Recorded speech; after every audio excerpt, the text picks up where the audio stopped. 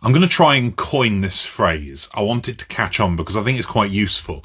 I call it the worst possible interpretation problem, which I believe many autistic people experience, if not pretty much all of them. And what happens is this. Autistic people will behave and do things and say things and act in ways that might not necessarily always be immediately understood or accepted by our non-autistic friends, family, etc.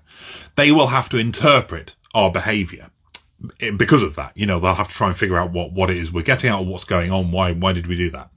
And my contention here is that autistic people are vulnerable to this worst possible interpretation problem, which is where whatever the interpretation is that the non-autistic person creates, it will be the worst one imaginable.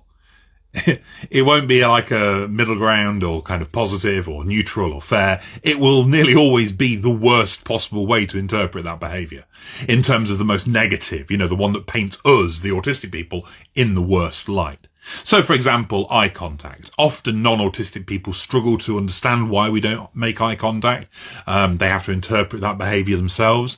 Now, obviously, ideally, they would interpret it as, oh, they're autistic, fair enough, I'll leave them be. Or, it's fine if they're not going to make eye contact. Maybe that's a thing for them.